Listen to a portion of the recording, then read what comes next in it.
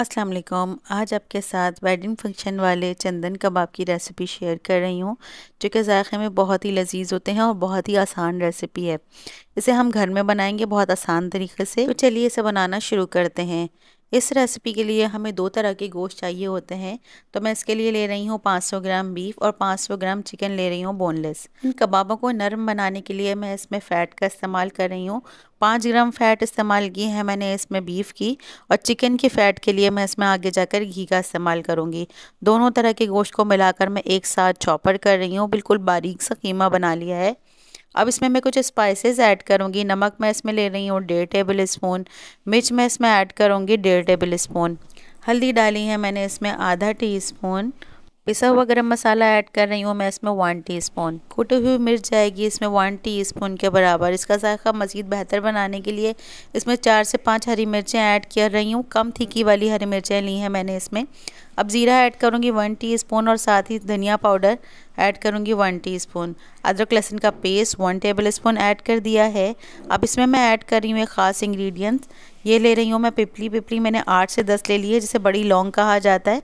इसे मैंने बारीक सा पाउडर बना लिया और इसको भी मैं इसमें ऐड कर रही हूँ।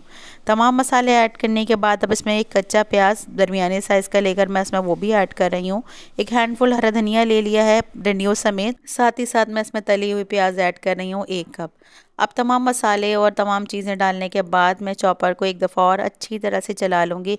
इससे तमाम चीज़ें यकजान हो जाएंगी और बहुत अच्छा सा मसाला बन जाएगा। कबाबों का मसाला अगर हम अच्छी तरह से मिक्स करते हैं तो वो बहुत जायकेदार बनते हैं। कबाबों के इस मसाले को मैं अभी गोल में ट्रांसफ़र कर रही हूँ। अब इसमें स्प्रिंग अनियन ऐड करेंगे 4 टेबल स्पून के बराबर। हमने इसमें घी ऐड करना है क्योंकि हमने चिकन के साथ फ़ैट ऐड नहीं की थी, तो मैंने इसमें घी ऐड किया है 1 टेबल स्पून।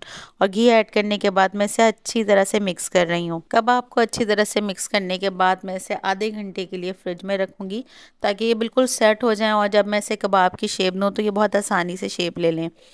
आधे घंटे के बाद मैं इसकी शेप दे रही हूँ। ये थोड़े लंबे साइज़ में बनते हैं, तो फिर इसको मैं हल्का हल्का सा पानी के हाथ लगाऊंगी और फिर इसको इसी तरह से बनाएंगे जिस तरह से कबाब बनते हैं।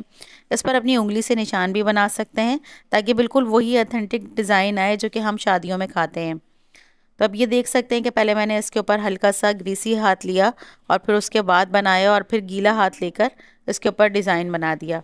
आप चाहें तो अपनी मर्ज़ी का कोई भी डिज़ाइन बना सकते हैं, थोड़ा बारीक भी बना सकते हैं और फोक के साथ भी बना सकते हैं। इसको फिर मैं हल्का हल्का सा शैलो फ्राई करूँगी ग्रिल पैन में।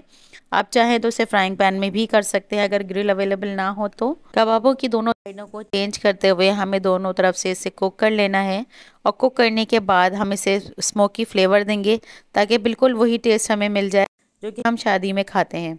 अब मैंने इसमें कोयला रख दिया है और इसके साथ मैं हल्का सा ऑयल डालूंगी, कवर कर दूंगी और इसे मैं 5 से 10 सेकंड के लिए छोड़ दूंगी।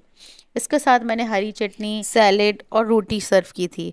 अगर आपको रेसिपी पसंद आती है तो इसे ज़रूर ट्राई कीजिएगा और मुझे फ़ीडबैक ज़रूर दीजिएगा। फिर आऊँगी किसी और रेसिपी के साथ। तब तक के लिए अल्लाह हाफ़िज़।